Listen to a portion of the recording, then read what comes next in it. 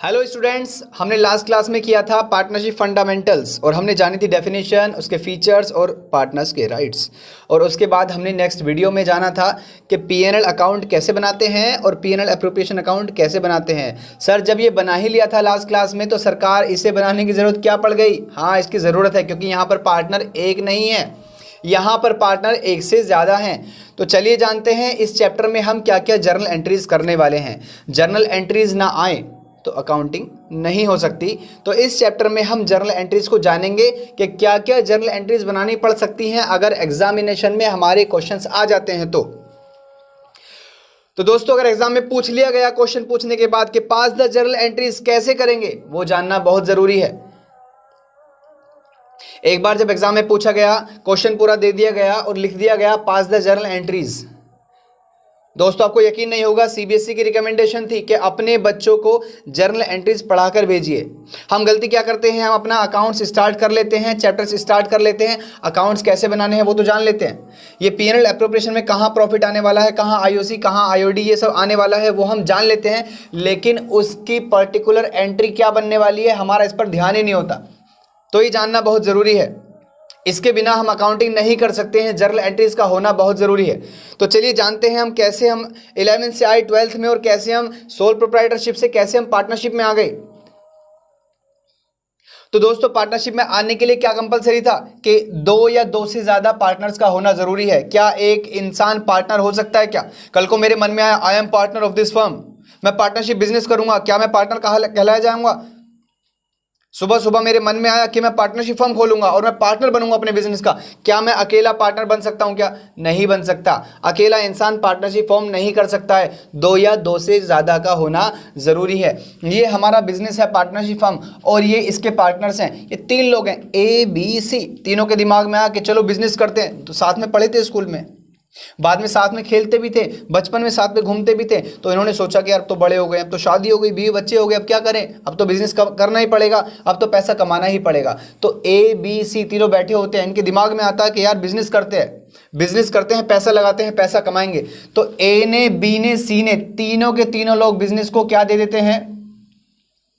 Capital दे देते हैं। Capital दोस्तों जानते हैं कैपिटल क्या होता है? कैपिटल वो पैसा होता है जो ओनर, जो बिजनेसमैन अपने बिजनेस में लगाता है। तो ये पार्टनरशिप फर्म में पार्टनर्स अपने घर से कैपिटल लाते हैं। ए अपने घर में बोलता है पिताजी मेरी बात सुनो, मुझे बिजनेस करना है, मुझे कैपिटल चाहिए। पिताजी कहते हैं भैया क्या कर सकते हैं, ले लीजिए।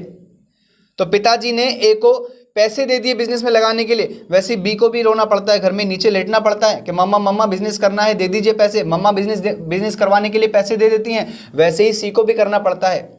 खैर ये मान लीजिए कि तीनों को पैसा मिल गया है, तीनों को कैपिटल मिल चुकी है, ये बिजनेस स्टार्ट करने वाले हैं। चलिए, तो ए ने, बी ने, सी ने बिजनेस में पैसा लगाया और कैपिटल लगा करके बिजनेस स्टार्ट कर दिया। अब क्या होगा?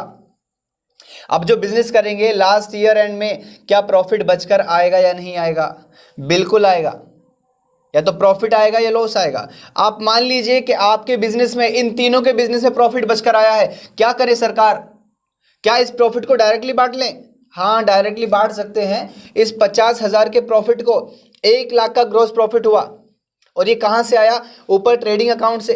कहाँ पर? पीएनएल अकाउंट में। तो ये एक जीपी हमारा 1 लाख का है, हमने उसमें से कुछ एक्सपेंस किए थे, कुछ खर्चे किए थे 10,000 के, फिर कुछ खर्चे किए थे 10,000 के, फिर कुछ खर्चे किए थे 30,000 के। तो सरकार प्रॉफिट बचकर कितना आया? हमारा जो प्रॉफिट बचकर आया 50,000 का प्रॉफिट बचकर आया।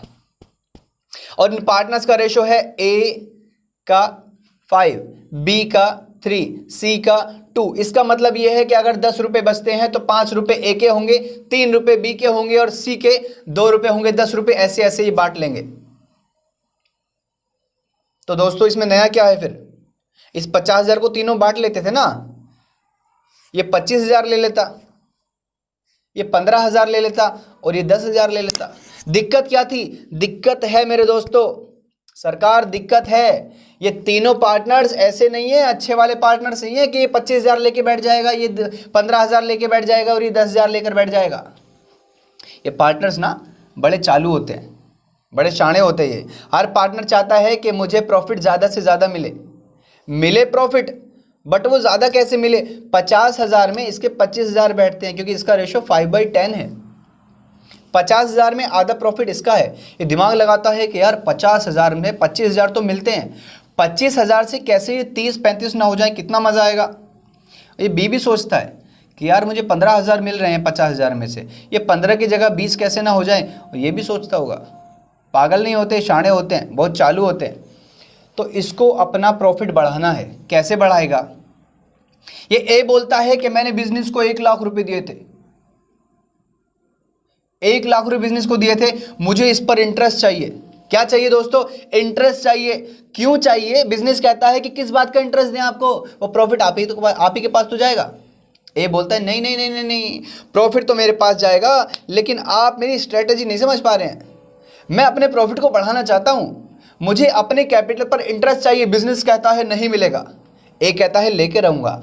अगर मैं ये 1 लाख रुपए बैंक में दे देता ना, या किसी को लोन दे देता, तो मुझे इस पर रिटर्न मिलता। बिजनेस कहता है कि आपको प्रॉफिट मिल तो रहा है, ए कहता है नहीं नहीं नहीं, आप मेरी स्ट्रेटेजी नहीं समझ रहे, मुझे 25,000 प्रॉफिट नहीं चाहिए, मुझे तो 25 से बढ़ाना है, मुझे 30-35 प्रॉफिट करना है। कैसे करूंगा, ऐसे ही कर सकता हूं।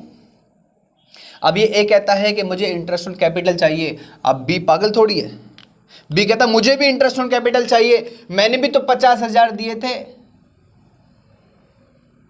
मुझे भी इंटरेस्ट ऑन कैपिटल चाहिए। और फिर सी चुप थोड़ी बैठ जाएगा, तो फिर सी चुप थोड़ी बैठ जाएगा। सी बोलता है मैंने भी तो आपको 20,000 रुपए दिए थे, मुझे भी 20,000 का इंटरेस्ट ऑन कैपिटल चाहिए। अब बिजनेस परेशान है, बिजनेस को इंटरेस्ट ऑन कैपिटल देना पड़ेगा कि नहीं देना पड़ेगा, देना पड़ेगा दोस्तों, देना पड़ेगा।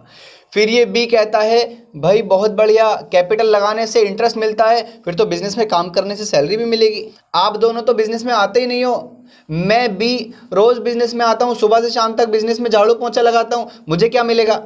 बिजनेस कहता है हम आपको सैलरी देंगे, जैसे हम किसी वर्कर को सैलरी देते ना, वैसे ही आपको भी सैलरी मिलेगी। बी बड़ा खुश हो जाता है, बहुत बढ़िया बात है। फिर सी कहता है अच्छा, मार्केट में मेरी इमेज है, मार्केट में जनता मुझको जानती है, जब मैं बैठता हूँ ना बिजनेस में, जब दुकान में बैठता हूँ तो बहुत अच्छी सेल होती है, क्योंकि मेरी जान पहचान है मार्केट में। ये सी कहता है बिजनेस से। अब बिजनेस कहता है क्या चाहिए भाई, सीधी सीधी बात करो ना। सी कहता है कमीशन चाहिए, कमीशन लेके रहूंगा, बिजनेस में रहता हूँ, सुबह से शाम तक इमेज है मेरी, पब्लिक इमेज, इस चेहरे को देखकर लोग मुझसे खरीदने के लिए आते हैं, कमीशन चाहिए। बिजनेस कहता है कमीशन मिलेगा भाई, लड़ क्यों रहे हो। तो दोस्तों ये कुछ खर्चे ऐसे हैं जिनको हम बोलते हैं एप्रोप्रिएशन, डिस्ट्रीब्यूशन। प्रॉफिट को बांटना कैसे है, 50,000 को सीधे सीधे नहीं बांट सकते। ये चिल्ला चिल्ला कर कह रहे हैं कि हमको इंटरेस्ट ऑन कैपिटल चाहिए, सैलरी चाहिए, कमीशन चाहिए, कुछ रिजर्व बनाओ, ये सब करो। तो दोस्तों इसी सब को करने के लिए हमें अलग से अकाउंट बनाना पड़ता है, जिसका नाम होता है P&L एप्रोप्रिएशन अकाउंट। अब बात यह है, जब इतने झोल मेल करने ही हैं, जब इतनी सारी ट्रांजैक्शन करनी ही है, तो क्यों ना इनकी जर्नल एंट्रीज बना ली जाए। बिल्कुल सही सवाल है आपका, और इसका बिल्कुल सही जवाब मैं आपको देने वाला हूं। सबसे पहले लिखा है for transferring the profit from P&L account to P&L appropriation account.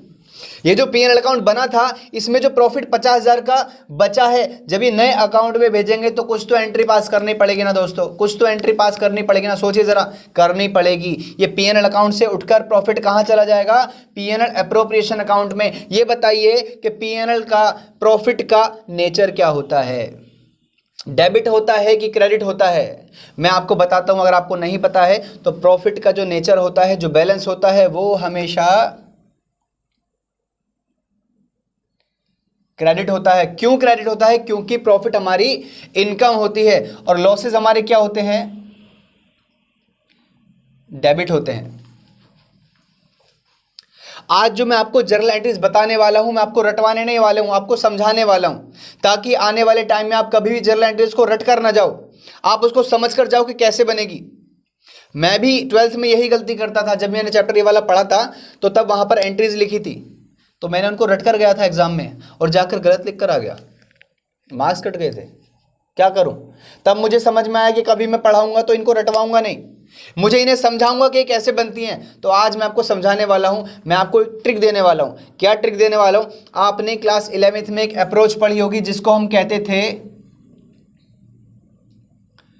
Modern approach. क्या कहते थे, मॉडर्न अप्रोच। और उसके अंदर में हमारे 5 तरह के अकाउंट्स होते थे, जिसको याद रखने की एक ट्रिक है, CLEAR, क्लियर, सर सी से क्या होता है? सी से होता है कैपिटल। सर एल से क्या होता है? एल से होता है लायबिलिटी। सर ई से क्या होता है? ई से होता है एक्सपेंसेस। ए से होता है एसेट्स। आर से क्या होता है? आर से होता है रेवेन्यू। ये 5 चीजें होती हैं, कैपिटल, लायबिलिटी, एक्सपेंसेस, एसेट्स और रेवेन्यू। कैपिटल क्या होता है? अगर ओनर ने बिजनेस में पैसा लगाया है उसको बोलते हैं कैपिटल। इन पार्टनर्स ने 1,50,000 20,000 बिजनेस में लगाए हैं उसको बोलते हैं कैपिटल। सर लायबिलिटी क्या होती है? किसी से हमने पैसा लिया और वो देना बाकी है, that is called as liability. Sir ये एक्सपेंस क्या होता है? कोई भी खर्चा बिजनेस का एक्सपेंस कहलाता है। और सर एसेट क्या होती है? एसेट्स उनको बोलते हैं जिनसे हमें आने वाले टाइम में या तो कैश मिलेगा या फिर कोई इकोनॉमिक बेनिफिट मिलेगा। सर रेवेन्यू क्या होता है? रेवेन्यू हमारी सारी इनकम्स एंड गेन्स होते हैं, सारी कमाई को हम रेवेन्यू बोलते हैं। तो इनका जो नेचर होता है, जो इनका बैलेंस होता है, 3 का मैं आपको बताने वाला हूं और 2 का आप मुझे बताओगे। कैपिटल का होता है क्रेडिट, लायबिलिटी का होता है क्रेडिट और रेवेन्यू का होता है क्रेडिट। बताइए एक्सपेंस का, एसेट का क्या होता है? डेबिट। बिल्कुल सही सोचा आपने, इसका भी डेबिट होता है और इसका भी डेबिट होता है। मैं आपको ये क्यों पढ़ा रहा हूं? आपको एंट्रीज समझानी है कि एंट्रीज बनती कैसे हैं, इनके पीछे बनाने का राज क्या है। Capital, liability, expense, asset, revenue, ये 5 चीजें ही मिली हुई हैं। इस पूरी साजिश में, एंट्री बनाने में 5 चीजें मिली हुई हैं, इनका ही पूरा चक्कर है। मैं आपको बताने वाला हूं कैसे। कैपिटल का नेचर होता है क्रेडिट, और कभी भी बिजनेस के अंदर कैपिटल बढ़ती है तो हम उसको क्रेडिट ही करते हैं। कभी बिजनेस के अंदर लायबिलिटी बढ़ जाती है तो हम उसको क्रेडिट ही करते हैं। कभी एक्सपेंसेस बढ़ जाते हैं तो हम उसको डेबिट ही करते हैं। कभी एसेट्स बढ़ जाती हैं तो डेबिट ही करते हैं, और रेवेन्यू बढ़ जाता है तो क्रेडिट ही करते हैं। तो सरकार झोल मेल लग रहा है, मुझको चक्कर लग रहा है। क्या चक्कर लग रहा है भाई? सर जिसका जो नेचर है, जब वो बढ़ाते हैं या वो बढ़ जाता है तो वही करना पड़ता है। हाँ तुम बिल्कुल सही समझे।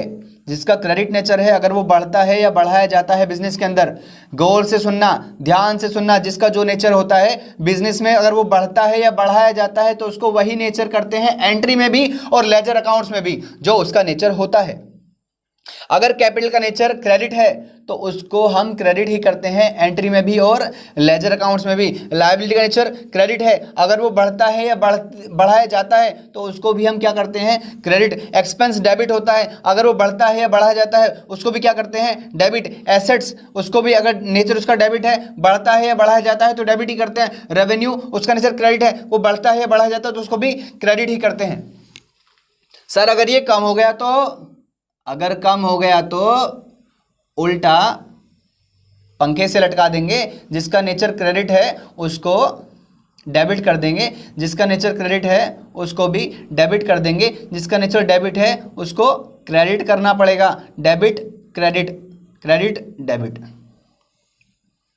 ये मैंने आपको क्यों पढ़ाया है, क्या समझाया है, उस पर फोकस मत करना, उस पर ध्यान मत देना। इसके हेल्प से, इसकी मदद से जो हम जर्नल एंट्रीज बनाने वाले हैं वो समझना बहुत इंपॉर्टेंट है।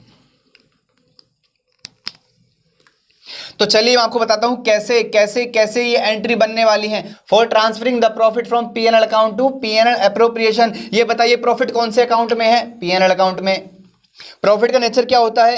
क्रेडिट होता है। अरे सर जब ये पीएनएल अकाउंट से निकलेगा तो वहां से तो कम हो जाएगा। वही तो मैंने कहा, वहां से कम हो जाएगा तो उसको करना पड़ेगा डेबिट। तो एंट्री बनाने वाले हैं पीएनएल अकाउंट डेबिट। सर जब ये प्रॉफिट यहां से निकलेगा ये हमें यहां आ जाएगा। ये प्रॉफिट कहां चला जाता है? पीएनएल अप्रोप्रिएशन के क्रेडिट साइड में, और हम लिखते हैं बाय पीएनएल अकाउंट। ये प्रॉफिट यहां से निकला, इस नए अकाउंट में आ गया। सर इस अकाउंट में तो ये बढ़ गया। सर अगर प्रॉफिट बढ़ता है तो, क्योंकि वो इनकम है, बढ़ता है तो क्रेडिट ही कर देते हैं। तो सर एंट्री बन जाएगी PNL account debit to PNL appropriation account.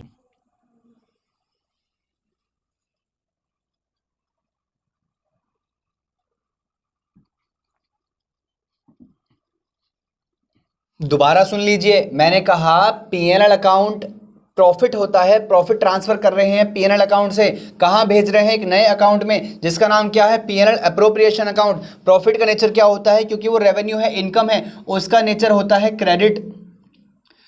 और जब वो कहीं से निकल जाता है, कहीं से कम हो जाता है, तो उसको कर देते हैं डेबिट। तो प्रॉफिट यहाँ से निकल गया, उसको हमने कर दिया डेबिट, क्योंकि पीएनएल अकाउंट से प्रॉफिट कम हो रहा है, कम हो जाता है तो डेबिट कर देते हैं। और किसी अकाउंट में जाकर बढ़ जाता है तो क्रेडिट कर देते हैं। तो सिंपल एंट्री है PNL account debit to PNL appropriation being the profit transferred from PNL account to PNL appropriation account. ये इसकी नरेशन है मेरे दोस्तों।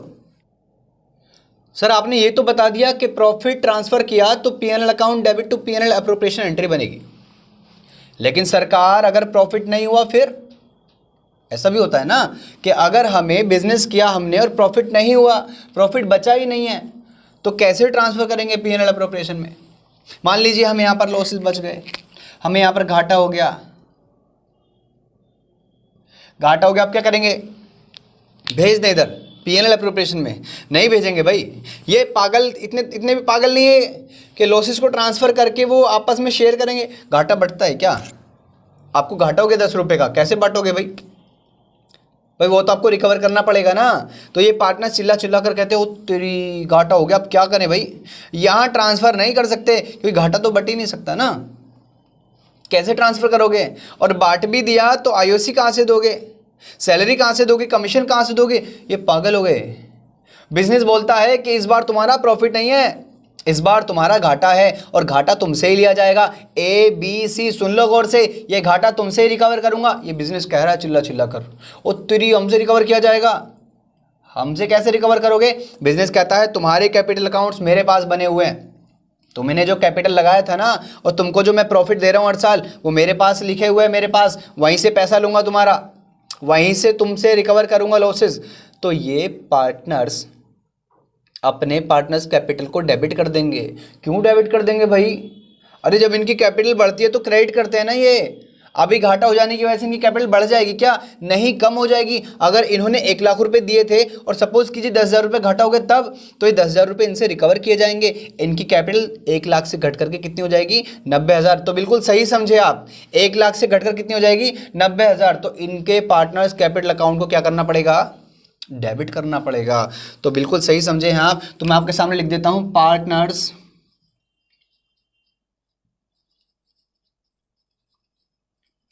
पार्टनर्स कैपिटल अकाउंट क्या डेबिट। ओहो, क्रेडिट में क्या लिखें? अरे घाटा हुआ है ना, क्या घाटा हुआ है ना? कहां पर? पीएनएल अकाउंट में। ओहो, घाटा हुआ है, लॉस हुआ है। लॉस का अकाउंट, लॉस का नेचर क्या होता है? लॉसेस का नेचर होता है डेबिट, एक्सपेंस, नुकसान, डेबिट नेचर होता है। अब डेबिट नेचर का हमारा ये जो घाटा है यहाँ से उठ करके पार्टनर्स कैपिटल अकाउंट में जाने वाला है, तो ये घाटा डेबिट नेचर का है। अगर ये यहाँ से ख़त्म हो जाएगा तो डेबिट की जगह क्या हो जाएगा? क्रेडिट। बिल्कुल सही समझे हैं आप। इस पीएनएल अकाउंट को क्या करना पड़ेगा? क्रेडिट।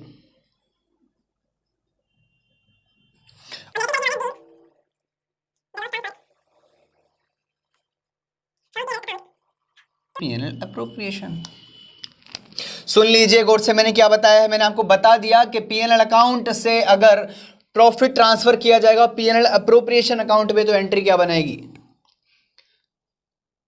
अगर ये प्रॉफिट पीएनएल अकाउंट से ट्रांसफर करना पड़ेगा और भेजना पड़ेगा पीएनएल अप्रोप्रिएशन में, तो मैंने आपको बता दिया है कि एंट्री क्या बनेगी। क्या एंट्री बनेगी? मैंने आपको यह भी बता दिया कि वो एंट्री बनती कैसे है। एंट्री बनेगी PNL account debit to PNL appropriation, क्योंकि ये प्रॉफिट ट्रांसफर किया जा रहा है पीएनएल अकाउंट से। कहां पर सर? पीएनएल अप्रोप्रिएशन में। तो PNL account debit to PNL appropriation.